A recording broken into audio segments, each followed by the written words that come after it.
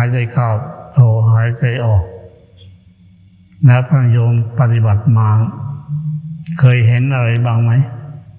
ไม่เคยเห็นแต่มืด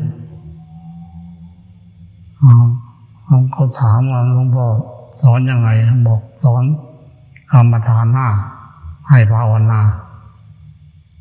เลยก็บอกให้ว่าไอ้ที่พุทธหายใจเข้าโทหายใจออกนั่นมันไม่ใช่มีในพระไตรปิฎกพระอาจารย์ภายหลังมาคิดกันขึ้นเพราะว่าใน กรรมฐาน40อย่างนั้นไอ้หายใจเข้าหายใจออกมันเรียกว่าอานาปาท่านให้นับไม่ได้ให้เอาอื่นเข้ามาใส่หายใจเข้าก็นับหนึ่งหายใจออกก็นับสองเป็นครั้งที่หนึ่งหายใจเข้าหนึ่งหายใจออกสองเป็นครั้งที่สองนับอย่างนี้ถึงครั้งที่สามที่สี่ที่ห้าจิตยังไม่ตั้งก็มาตั้งตอนนับหนึ่งใหม่จนถึงรอบที่6ยังไม่ตั้งก็รอบที่ตั้งต้นใหม่ขึ้นมาจนจิตมันตั้งเป็นสมาธิได้ก็ไม่ต้องตั้งต้นใหม่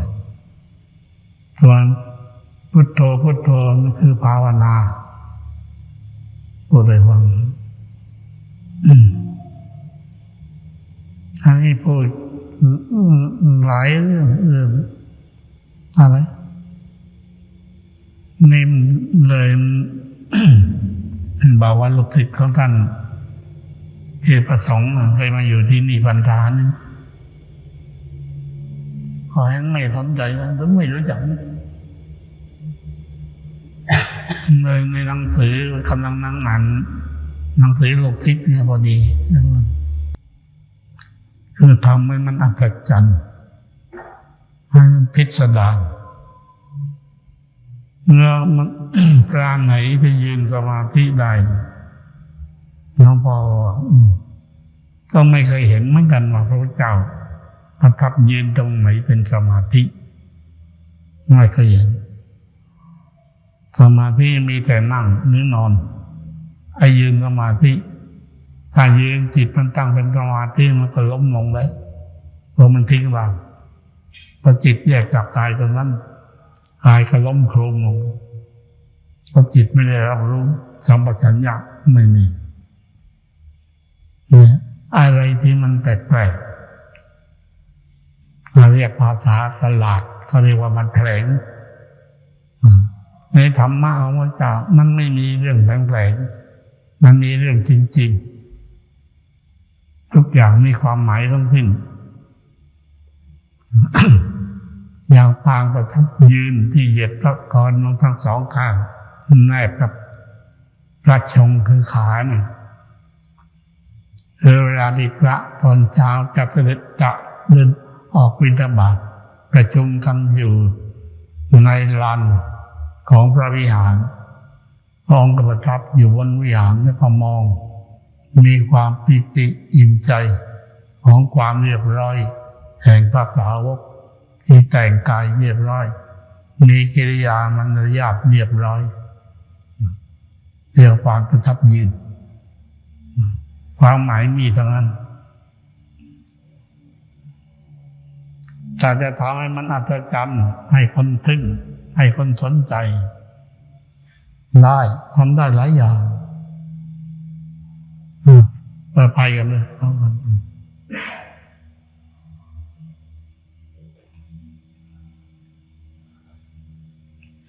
มันมีเยอะแยะแต่ทีนี้การปฏิบัติพระพุทธศาสนา คำสั่งสอนพระพุทธเจ้ามันไม่ใช่หาเรื่องให้วิถานต่างๆไม่มีมันล้วนแต่กลงไปกลงมาปฏิบัติดีปฏิบัติตรงปฏิบัติควรแก่ธรรมปฏิบัติชอบนั่นคือเป็นสิ่งที่ถูกต้องไอ้ปฏิบัติดีมันแต่ไม่คล่องนี่แย่มาก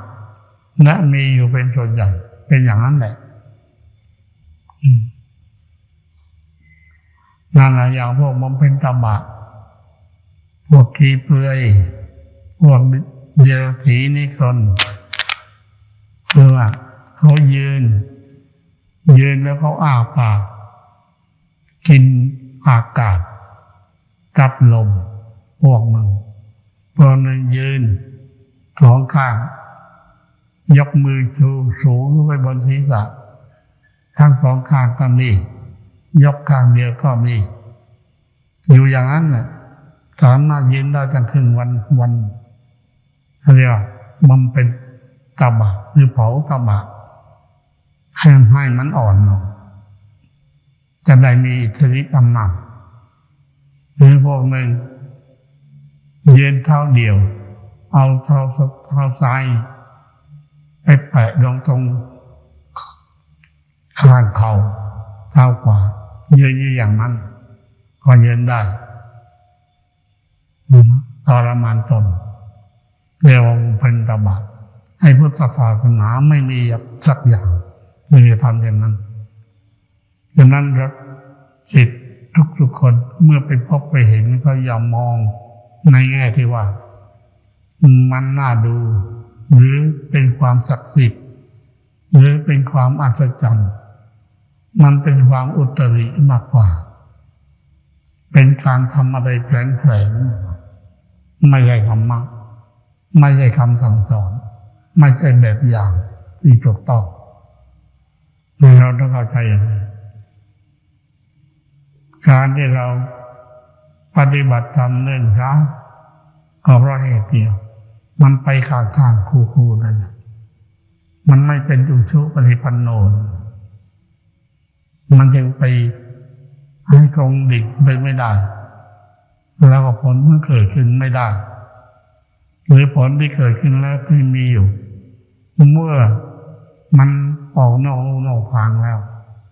ผลนั้นมันก็ตกต่ำลงเราต้องเข้าใจว่าสังขารทั้งหลายมันไม่เที่ยงจิตของเราก็เป็นสังขารในเมื่อเรา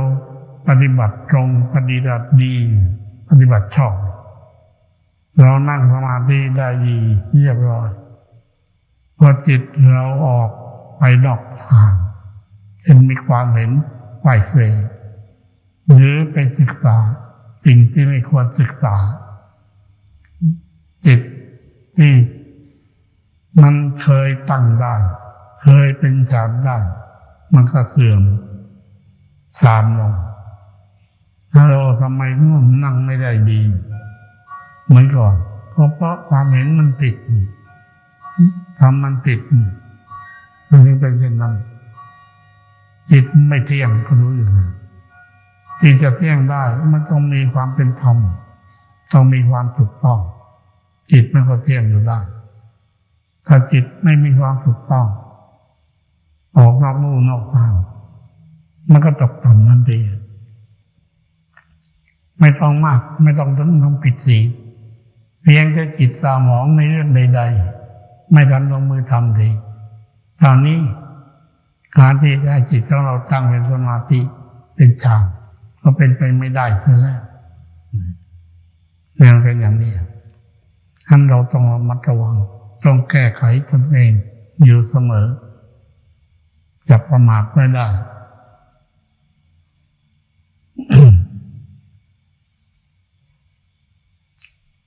แต่มากครูต่างๆที่สอนก็สอนแต่ให้ปฏิบัติดีปฏิบัติชอบเท่านั้นเรื่องการสอนปฏิบัติตรงไม่มีใครสอนเหมือนปฏิบัติสอนฌานนั่นแหละเห็นมีความเห็นที่ว่าจิตจะต้องเป็นเข้าถึงอัปปนาสมาธิก่อนจึงจะเป็นฌานหนึ่งได้ใหญ่แล้วตัวเองไม่รู้จักอัปปนาสมาธิสักทีว่าตามตัวหนังสือที่ว่าตามกันมาจิตทุกคนมาเข้าถึงอัปปนาสมาธิหลวงพ่อก็แยกไว้ให้แล้วในฌานสี่มันตรงกับฌานที่สี่อัปปนาสมาธิอุปจารคณิกะสมาธิมันตรงกับฌานหนึ่ง อุปจารสมาธิมันตรงกับฌานสองและฌานสามถ้าเรารู้อย่างนี้เราก็เรียนเรื่องสมาธิได้ถูกต้องอันนี้จิตที่จะเป็นฌานจิตเป็นสมาธิได้จิตมันต้องมีเอกคตาจิตก่อนจิตเป็นหนึ่งถ้าจิตไม่เป็นหนึ่งมันเป็นไม่ได้สมาธิคณิกาสมาธิก็เป็นไม่ได้ฉะนั้นอย่างที่คำสอนที่ว่าอย่างเรื่องฌานในฌานหนึ่งก็มีฌานสองฌานสามฌานสี่อยู่เมื่อขึ้นฌานสองฌานหนึ่งก็ดับไปมีสุขมีเอกคตาอยู่เมื่อขึ้นฌานสามปิติก็ดับไปมีแต่สุขกับเอกคตาเมื่อขึ้นฌานสี่สุขก็ดับไปมีแต่เอกคตากับอุเบกขาในฌานที่สี่มันมีสองอย่างเอกคตาอย่างหนึ่งอุเบกขาอย่างหนึ่งเมื่อรวมกันแล้วจิตก็วางเฉยจิตเป็นอัปปนาเต็มที่ที่ตัวเกร็งตัวแข็งตัวเหยียดตรงหรือรู้สึกว่าจิตแนบแน่นรู้จิตกายเบาจิตเบาเหมือนกับลอยอยู่บนอากาศเป็นจิตที่เป็นอัปปนาแต่ถ้าเรียกฌานนั้นท่านไม่เรียกว่าอัปปนาเรียกว่าเอกคตาอุเบกขาถ้าเรียกเป็นสมาธิก็เรียกว่าเป็นอัปปนาสมาธิอันนี้ที่บางอาจารย์ที่สอนว่าสมาธิกับฌานนั้นต่างกันพบทางภาคอีสานสมาธิแปลว่าการจิตตั้งมั่นเรียกว่าสมาธิส่วนฌานนั้นท่านอธิบายว่าคือการเพ่งเรียกว่าฌานมันไปอย่างนั้น แต่เป็นพระเถระผู้ใหญ่ทางอีสานทีเดียวแหละอันนี้ไอ้การเพ่งเราว่าเกสรโลมาที่หลวงพ่อเคยสอนว่าให้มองดูอยู่ข้างหน้าห่างจากตัวประมาณแขนหนึ่งเพราะการที่มันจะเกิดรูปนิมิตใดๆขึ้นก็นั่นระยะนั้นแหละแต่อย่าไปอยากเห็นอยากรู้มันให้จิตเป็นกลางเสมอถ้ามันจะเห็นเมื่อจิตตั้งได้ดีมันก็เห็นเองโดยมากจะเกิดเป็นแสงเป็นสีคือโอภาสขึ้นนั่นแหละเป็นพื้นฐานจักขุญาณทัศนะ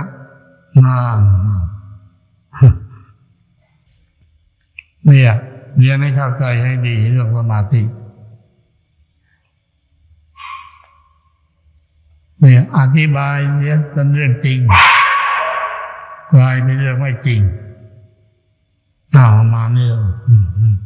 ยุ่งใหญ่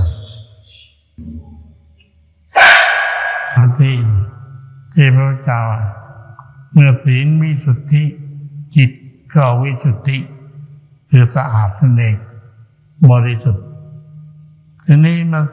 จิตศีลก็วิสุทธิจิตแต่ศีลสะอาดแล้วกายวาจาใจสะอาดไม่มีอะไรแล้ว